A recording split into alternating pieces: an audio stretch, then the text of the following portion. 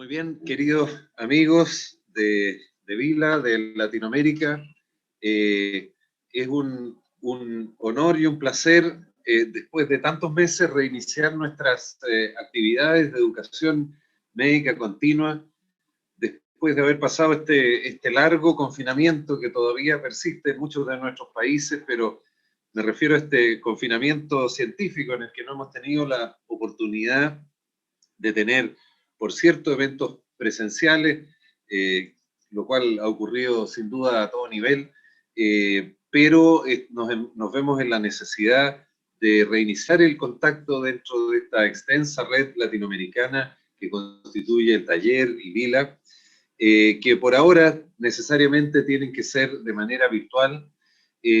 La razón de reiniciar estas actividades de educación médica es básicamente porque existen muchos aspectos que analizar respecto de esta pandemia que nos ha afectado tan duramente en el mundo y en nuestra región, sin descuidar a la vez nuestro foco principal de interés, que es sin duda el VIH. Por eso es que hemos diseñado para este encuentro latinoamericano en COVID y VIH 2020 un interesante programa en que analizaremos la epidemiología en las distintas áreas de nuestra región, las manifestaciones clínicas y de estudios complementarios del VIH, perdón, del COVID, el análisis de lo que ha sido la experiencia del paciente crítico, y mañana seguiremos con aspectos relacionados a el VIH durante la pandemia y finalizaremos con un taller virtual, por primera vez un taller virtual latinoamericano de VIH, en el que esperamos, como siempre, tener importantes avances en lo que se refiere al diseño de las líneas de investigación tan necesarias para sacar conclusiones respecto de qué está pasando en Latinoamérica con el COVID, pero también qué ha pasado con el VIH en relación a esta pandemia. Quiero muy especialmente agradecer a los laboratorios que nos están patrocinando, GSK, VIV, Gador Gilead, Janssen y Merck Shannon, que siempre han sido nuestros aliados y han permitido que el grupo latinoamericano haya desarrollado el trabajo investigativo de educación médica continua, de difusión y normativo que hemos hecho a lo largo de estos años. Nuevamente, entonces, les doy la bienvenida. Espero que verdaderamente esto sea de gran utilidad para su práctica clínica, y voy a dejar el primer bloque de este curso a cargo de la doctora Ana Paulina Celi de la Torre, nuestra querida amiga de Ecuador, quien se desempeña en el Hospital de las Fuerzas Armadas de Quito y en la Asociación Panamericana de Enfermedades Infecciosas, además de una serie de participaciones en PAJO, en comités técnicos asesores, en uso de antibióticos, en VIH y TS, y su graduación en enfermedades infecciosas en la Universidad Central de Ecuador y la Universidad Católica de Quito. Así que, sin más, dejo con ustedes a Ana Paulina, que presentará el primer bloque de este curso, que es la epidemiología en la región. Buenas tardes con todos, ha sido un gusto estar nuevamente con ustedes. Es muy importante para nosotros el volver a retomar actividades y tener el primer bloque de este nuevo reencuentro. Para mí es un honor, gracias Carlos. Y para iniciar vamos a presentar al doctor Antonio Solano, que es médico infectólogo, jefe de servicio de infectología del Hospital Calderón Guardia en San José de Costa Rica, con una maestría en VIH-Sida. Antonio, adelante. Hola, muchas gracias, doctora Celi, muchas gracias por la invitación. Y en estos siguientes minutos vamos a dar una pincelada sobre lo que es la epidemiología del COVID en México y Centroamérica. Bueno, primero quiero empezar con datos y hacer algunas aclaraciones. Por mi paz espiritual, la mayoría de datos son del 21 de noviembre, aunque algunos son del día de ayer, pero para tener las tablas listas. Y la mayoría de datos son tomados de Johns Hopkins, de la Universidad de Johns Hopkins. En esta primera diapositiva podemos observar el número global de casos confirmados por país y teniendo, por supuesto, como primer país México, con más de 1 millón de casos confirmados. Y después veremos por cada país un poco más de datos de población, etc.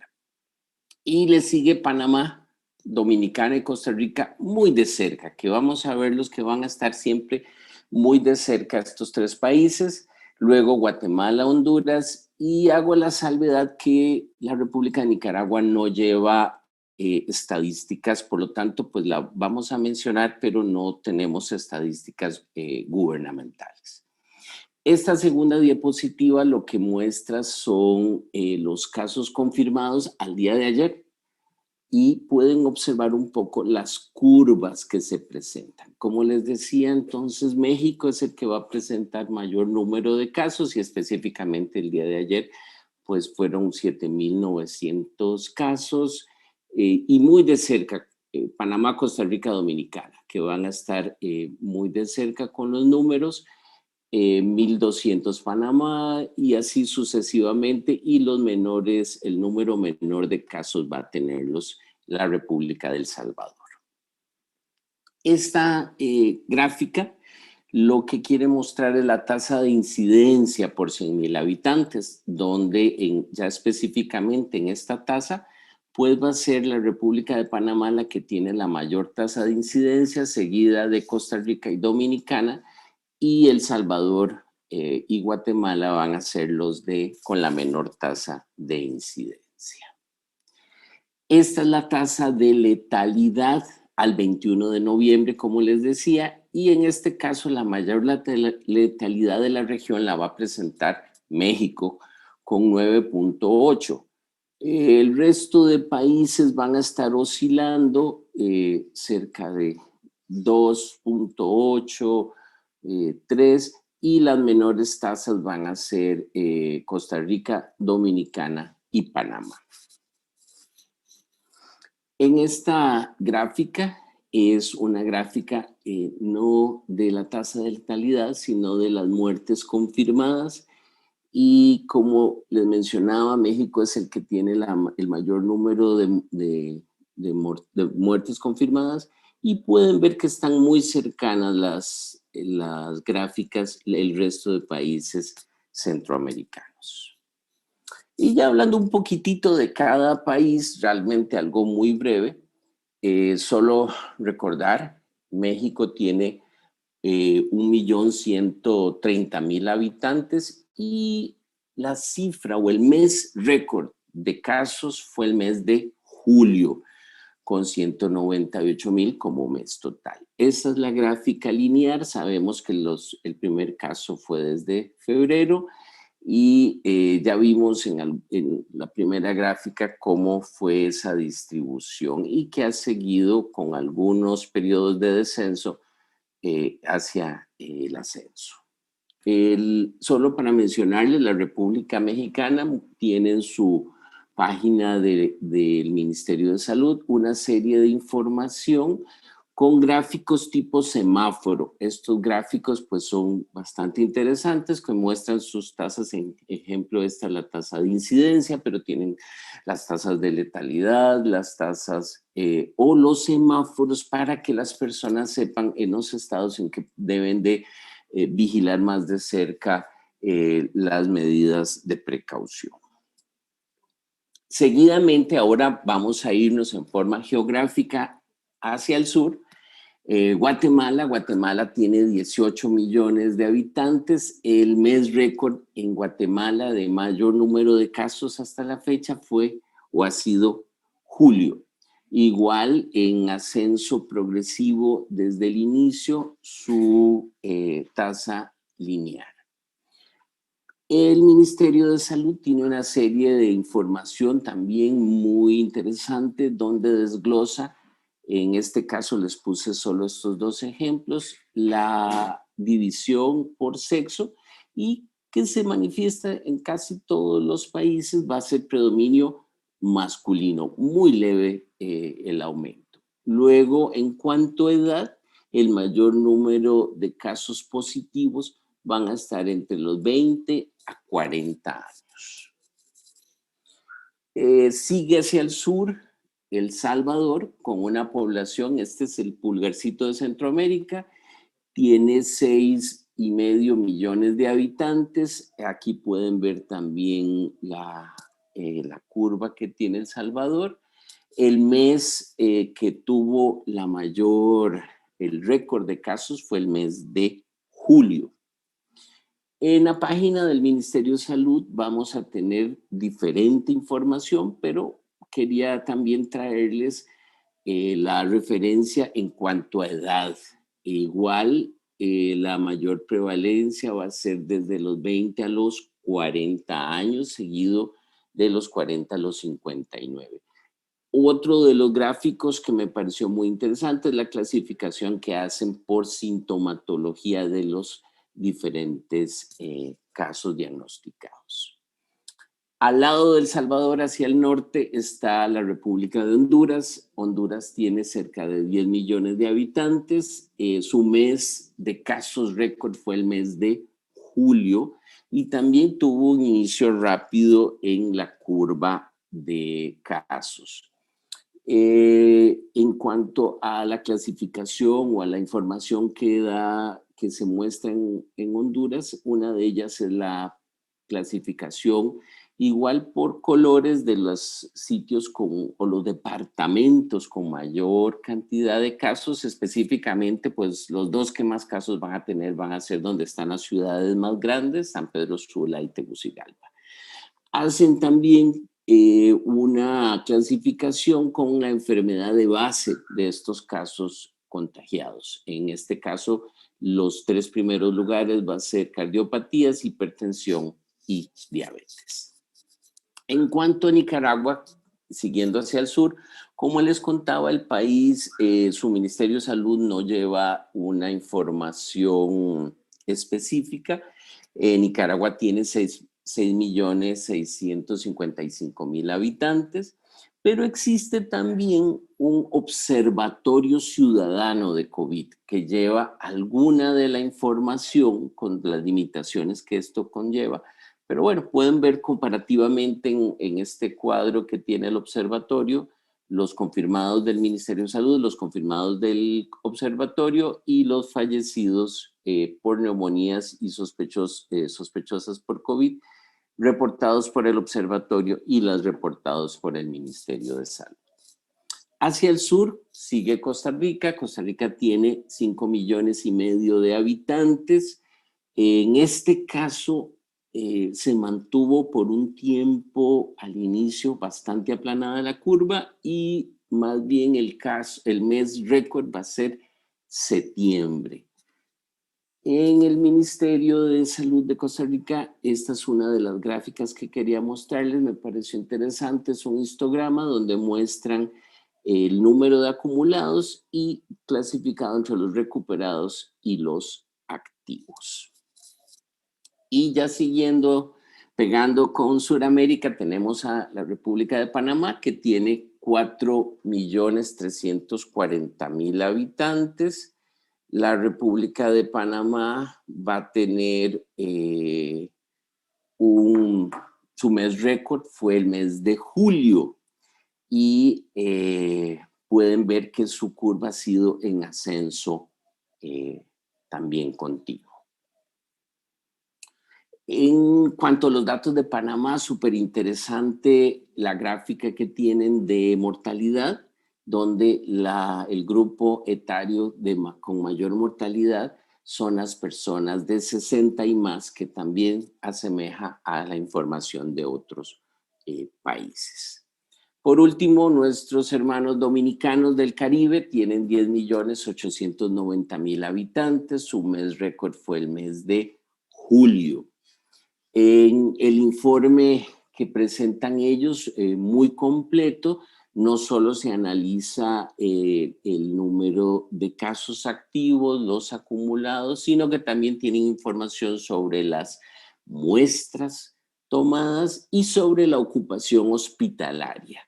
Cuántas están usándose en cuidado intensivo, ventiladores, etc. Además, al final del reporte también tienen los grupos de riesgo, con los fallecidos con comorbilidad por hipertensión o con diabetes como comorbilidad. Y por último, quería mostrarles el número de pruebas por 1000 personas según país. Como pueden observar, Panamá es el país que más pruebas ha realizado por 1000 personas y seguidos muy de cerca por Dominicana, Costa Rica, El Salvador, Guatemala y por último México. Y se me acabó el tiempo. Muchas gracias a todos.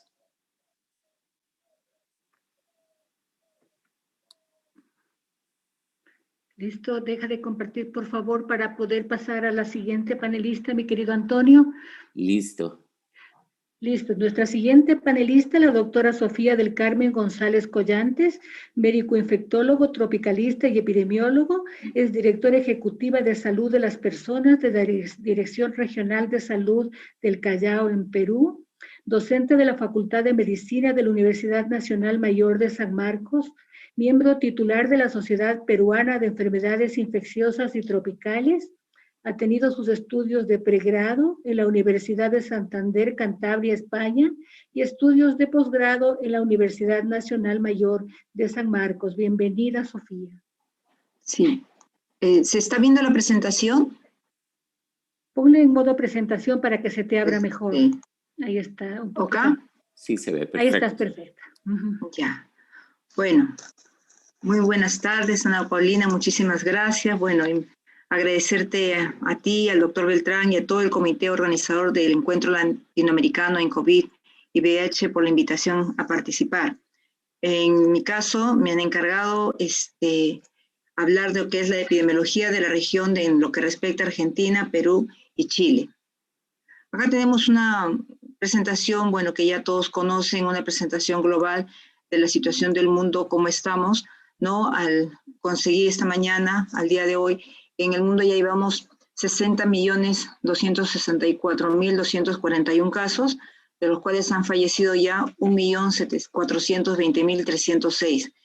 Se han presentado de ayer a hoy 190.067 nuevos casos. Eso sería la curva por semana epidemiológica. Como pueden observarse en las últimas semanas, la última no cuenta porque se está cargando todavía, pues es algo similar, ¿no? Pero ha mantenido un ascenso, esperemos que eso siga una meseta y siga bajando. En el caso de los fallecidos, al contrario, observamos una ligera tendencia que ha aumentado de la semana anterior, ¿no? De la última semana a la anterior.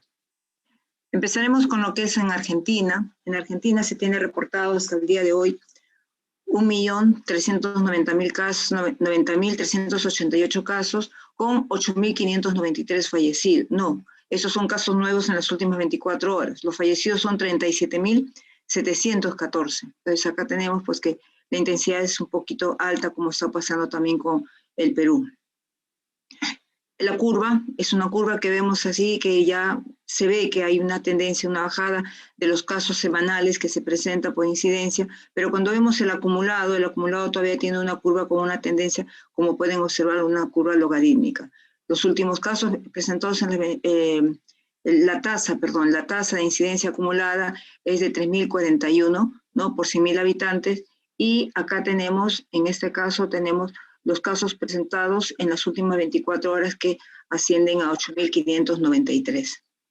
La curva de los fallecidos que también tiene una tendencia bajada, pero también el acumulado todavía está elevado. A veces observamos acá unas curvas, unas barras un poco elevadas, pero esas son revisiones que hacen los gobiernos para poder identificar retrospectivamente, se carga a la fecha que ha fallecido casos probables que pueden ser confirmados o que son compatibles con COVID, aunque no se les hayan realizado la prueba.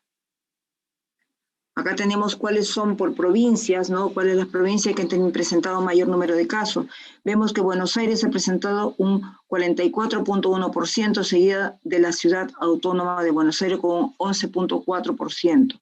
Luego Santa Fe, Córdoba. Pero cuando vemos la tasa de incidencia que tiene que ver con el número de la población, casos por población, vemos que la tasa más elevada de 8.9 ha sido en Tierra de Fuego, Antártida e Isla del Atlántico Sur, seguido de la ciudad autónoma de Buenos Aires, Neuquén, Río Negro, Santa Fe, Santa Cruz, Tucumán, y recién llega acá como en 8º lugar, llega lo que es Buenos Aires.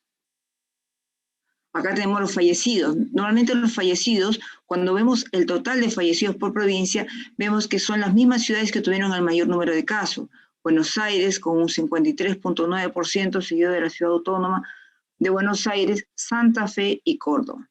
Y la tasa de letalidad, recordando tasa de letalidad del número de casos fallecidos entre lo que son los casos que enfermaron por COVID, tenemos que el más alto ha sido en Salta, seguido de Jujuy, La Rioja, Buenos Aires y la ciudad autónoma de Buenos Aires. Acá observamos finalmente un mapa de calor donde vemos de las últimas 2 semanas cuáles son las zonas que tiene Buenos Aires, Argentina, con las zonas todavía activos, que todavía son personas que pueden transmitir la enfermedad. Entonces vemos que están sobre todo bastante dispersos, quizás en el sur ya solamente sean en 2 zonas como es Tierra de Fuego, Antártida, Isla del Atlántico Sur y Santa Cruz, ¿no? Pero después en la parte alta pues tienen varias ciudades en las que todavía está transmitiendo el COVID. Pasamos a Chile. En el caso de Chile tenemos que la intensidad que tiene el color pues es algo menor. Entonces tenemos los casos confirmados hasta la fecha, tenemos 545.662 casos con 15.235 fallecidos. Los casos nuevos en las últimas 24 horas han sido 1.570 casos. Tenemos la curva, ellos han mencionado y ellos señalan que en la semana 25, que corresponde al 17 de junio más o menos, ellos incorporaron unos 30.000 casos probables y casos no notificables, pero que lo hicieron de forma retrospectiva. Si ustedes recuerdan la curva que presentamos para Argentina, que era una curva con tendencia logarítmica, en el caso de Chile vemos una curva un poco más, ya que está tendiendo a ir a la mesa encurvando, ¿no?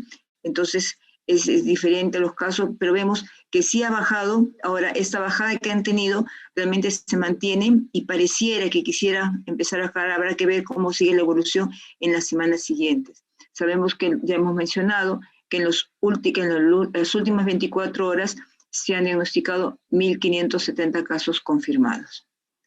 En el caso de los fallecidos ocurre lo mismo, la curva es alta, va bajando la curva y estos picos corresponden a lo que es la información estadística, es alimentada pues con casos que se van revisando y se van incorporando como casos relacionados por el caso del COVID. Esta curva de fallecidos, si podemos observar, también es algo similar también, no es tan logarítmica, es una curva más tendencia a lo que podríamos llamar normal, pero bueno, más a ir a la meseta, ¿no?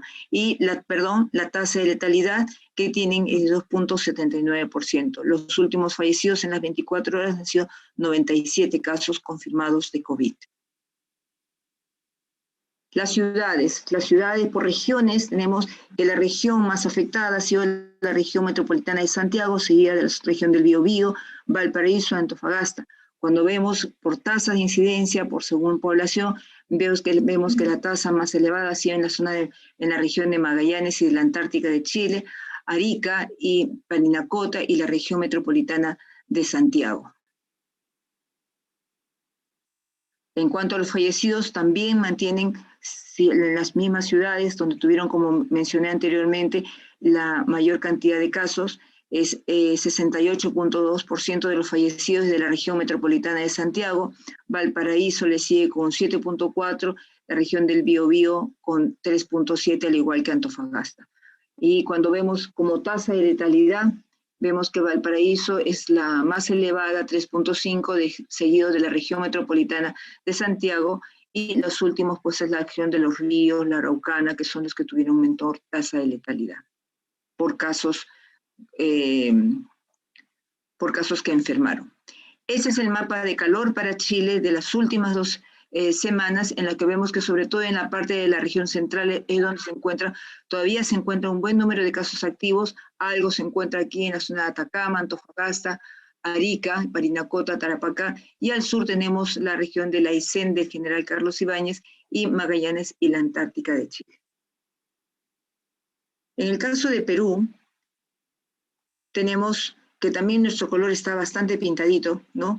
Tenemos que los casos confirmados que tenemos hasta el día de hoy son 954.459 casos, fallecidos tenemos 35.727 y los últimos casos en las últimas 24 horas han sido de 2.020 casos. Acá he puesto curvas que he podido conseguir de acá del país, curvas que son similares a las que está presentando también la OPS-OMS, no esa curva que tenemos casos, pero también hay que decir que últimamente se están haciendo algo menos de pruebas, aunque ahora se está tratando de hacer todas pruebas moleculares. Si ustedes pueden observar también nuestra curva, todavía es un poco levantada, ¿no? Chile tiene una curva más encorvada, ¿no? Acá esto es todos los casos que hemos tenido, los 954.459, y en las últimas 24 horas se han registrado 887 casos. Esto es por mes, lo mismo, pero esto es por mes, los números de casos, ¿no? Pero lógicamente esta todavía falta completar con la información que tengamos para la primera semana de diciembre posiblemente. La tasa de ataque, la tendencia de la tasa de ataque que tenemos, que aparentemente está cayendo, pero esta de acá todavía está en estudio, pero nuestro acumulado de tasa de ataque pues todavía se mantiene con una curva similar a la de los casos de incidencia, los nuevos casos, ¿no? Pude conseguir información sobre cuáles eran por etapa de vida los casos que tenían más comprometidos, y como pueden observarse son los adultos entre 30 y 59 años, que son también los adultos entre 18 y 29 años. Acá tenemos también en tercer lugar los adultos mayores con más de 60 años que tenían el mayor número de casos registrados con infección por COVID. Estos son los fallecidos, casi similar, se puede verse a la curva, ¿no? A mayor número de casos, la proporción de fallecidos también se mantiene similar. Tuvimos también un buen número de fallecidos que fallecían en sus domicilios, pero podríamos decir que las curvas son similares, pero ya tenemos a Dios gracias, unos meses en que no hemos presentado, sobre todo fue desde el comienzo, sobre todo en la parte de junio, julio de la pandemia, ¿no? Dijimos que teníamos 35.000 casos de fallecidos, pero vemos que se estiman que pueden llegar a 48.895, o sea, 50.000, porque se estima de que hay otros casos sospechosos que no están registrados como casos de COVID, pero que podrían ser relacionados a esta patología. Las muertes en las últimas 24 horas han sido 42, y vemos que los que más han fallecido son los adultos mayores de más de 60 años, seguido por los adultos de entre 30 a 59 años de edad. Acá tenemos Lima. Lima tiene el mayor número de casos acumulados, seguido al sur Arequipa. Al norte tenemos con menor número de casos. Está Piura, La Libertad, el Callao, que lo tenemos acá muy cerca de Lima. Es una provincia que está anexa, donde estoy trabajando actualmente. Pero cuando vemos la tasa de incidencia, vemos que en el sur Moquegua o en la selva, Madre de Dios, ¿no? En la selva que está al norte de Puno, colindando con Brasil, tiene también una tasa elevada porque el número de casos que tienen en función a la población pues es elevado. Y nuestros fallecidos, sí, en fallecidos también es similar, como pueden ver Lima, los mismos sitios, y este es nuestro mapa de calor que está muy disperso en todo el país. Esta es la última lámina, únicamente para ver pues que realmente en el caso de Argentina, a pesar de su elevado número de casos, en los últimos 7 días está bajando el número de casos. Chile es muy poca, la diferencia se mantiene, Perú está tratando de bajar, y en las últimas 24, bueno, son nuestros casos. Casos por millón de habitantes, que es una manera que podríamos compararnos un poquito, es en Argentina tenemos alrededor de 30.000 casos por millón de habitantes, Chile 28.000 y Perú alrededor de 29.000 casos por millón de habitantes, ¿no? Esta es la bibliografía y muchísimas gracias por su atención. Muchas gracias, doctora Ana Paulina. Muchas gracias, Sofía. Completísima la información. No me permite abrir el video. Manuel. Estoy bloqueada por ti. Ahí sí estamos bien. Bueno, muchas gracias. En este momento voy a pasar a presentar los datos de Ecuador, Paraguay y Uruguay.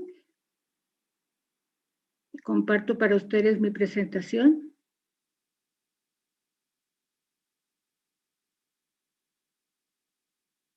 Bueno, muy bien. La situación en cuanto a Ecuador, Paraguay y Uruguay en orden alfabético lo voy a presentar. Primero Ecuador, luego Paraguay y luego Uruguay. Aquí tenemos los casos de Ecuador con nuestro escudo. En total acumulados 188.138 casos y recuperados 164.009 casos. Esta es la forma como lo presenta el Ministerio de Salud Pública. Hospitalizados hasta el día de ayer todavía había más de 800 pacientes, tanto en sala general como en cuidados intensivos. Y aquí tenemos también la distribución por sexo, 47% son mujeres y 53% son hombres.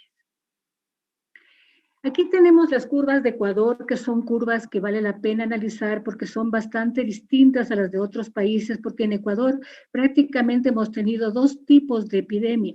La primera, como ustedes pueden ver ahí, con los primeros casos, que fueron básicamente en la ciudad de Guayaquil, en la provincia del Guayas, marzo y abril, con un crecimiento exponencial, que como ustedes pueden ver en la segunda curva en color café, realmente fue un crecimiento exponencial que luego bajó y se ha mantenido estable, pero en ese momento hubo una gran cantidad de casos de una mortalidad muy importante que fue conocida a nivel internacional. Luego en julio y agosto ya se dispersó a todo el país con epicentro en Quito, la epidemia. Básicamente los casos sostenidos fueron en Pichincha, donde está la capital de la República. Se presentó luego una curva sostenida de casos hasta el mes de octubre, en que se estabilizó, y en noviembre pues tenemos un leve repunte que habrá que ver cómo termina por los feriados que nosotros tenemos en estos días en Ecuador. Básicamente podemos analizar aquí dos epidemias, la del Guayas y la del resto del país. Aquí tenemos los casos diarios en Ecuador por fecha reportada, donde se ve el inicio inusitado de casos nuevos en Guayaquil en el mes de marzo y abril, crecimiento sostenido de la epidemia en el resto del país, persistencia de nuevos casos con el mismo número hasta el pasado reciente y siempre la evidencia de pequeños picos sin un rebrote real luego de los feriados y el relajamiento. El promedio diario de nuevos casos se mantiene en 699. Aquí tenemos la previsión hecha por el Ministerio de Salud Pública y su equipo de qué va a ocurrir con el COVID hasta la semana epidemiológica 48 en el 2020. Este modelo previsional lo que muestra que hay un cruce en la semana 43 en que empieza a haber una horizontalización de la epidemia y los contagios pueden ser considerados menores. No hay un declive claro en la tendencia, pero sí se ve que puede haber una estabilización y de aquí que es muy importante mantener los aislamientos y las medidas sanitarias para conseguir esto. En cuanto a los fallecidos, esto ha sido motivo de mucha controversia en el país. Los observadores dan una mortalidad de 207.6 por cada 100.000 habitantes, pero el COE nacional, que es el representante del gobierno, registra 12.357 personas fallecidas y su tasa de mortalidad es de 70.6 por cada 100.000 habitantes. De todas maneras, desgraciadamente, esto ubicó al Ecuador en el 7º puesto a nivel mundial y el 4º en América, después de Perú, Bolivia y Brasil, según las cifras de la Universidad Johns Hopkins. Aquí tenemos realmente la curva de Ecuador con ese gran pico, ¿no es cierto?, con un exceso de fallecidos en el 2020. Esta es la curva que se está tomando ahora en cuenta para ver la realidad de la epidemia, hablando de exceso de fallecidos más que de casos. Esto significa el número de personas que fallecieron comparando los últimos 5 años en el país. Y el exceso para el 2020 de los observadores de 36.351 personas sobre el promedio histórico de los 3 años previos. Ecuador registra al momento la segunda tasa más alta de exceso después de Perú al comparar entre 20 países respecto a su población, y esto lo dijo hace poco el Financial Times. Al momento hay una estabilización del exceso de muertes y se puede ver de esta manera que al margen del número de casos que puede corresponder al número de pruebas que se hayan procesado. En exceso de muertes se ve que se ha estabilizado la epidemia y que hay un ligero descenso en este momento. Aquí tenemos lo mismo, en noviembre no hay que tomar en cuenta porque no se ha terminado, pero lo que es importante que ustedes pueden ver ahí son esos 14,000 muertos en exceso del mes de abril que correspondieron a la ciudad de Guayaquil, donde estuvo el epicentro de la epidemia, y luego la distribución a nivel país que fue distinta, más lenta, más controlada, porque hubo más tiempo para enfrentar la epidemia. Y luego el exceso se trasladó a Quito y la tendencia actual es de estabilidad y descenso. Aquí tenemos el número de pruebas tomadas, 620,000, de todas maneras son 27,811 por millón de habitantes. Se aspiró llegar a 6,000 diarias, estamos en 2,300 y aún hay represamiento, lo cual significa que tenemos que hacer en Ecuador más pruebas. Aquí tenemos el promedio diario de hospitalizados que ha descendido. Aún hay un promedio diario de hospitalizados de 800 por día. Y lo importante es que nosotros estamos viendo que los hospitalizados se mantienen más estables a su ingreso, pero tenemos también indicios de que ingresan más graves por el tiempo de evolución, y esto estamos viendo en casi todos los países. El alta hospitalaria ha ido mejorando y la mortalidad de los hospitalizados ha descendido en forma importante. Esta es la situación en Ecuador. Conversando un poco sobre Paraguay, podemos decir que Paraguay en total registra 77,891 casos confirmados, ha realizado 428,912 pruebas, normalmente alrededor de 600 personas hospitalizadas en sala, de las cuales 119 en la unidad de cuidados intensivos. Eso es lo que vemos en la curva de Paraguay, que es una curva diferente. Cada país tiene curvas diferentes, pero los tres países que les traigo ahora son bastante distintos entre sí. El epicentro de la epidemia en Paraguay se ha trasladado a la región central y a Asunción. Y aquí nosotros vemos que hasta el mes de junio había un muy buen control de la epidemia en Paraguay. Julio y agosto hubo un incremento sostenido de casos y luego una meseta que se mantiene hasta este momento. Esta fue la curva de Paraguay.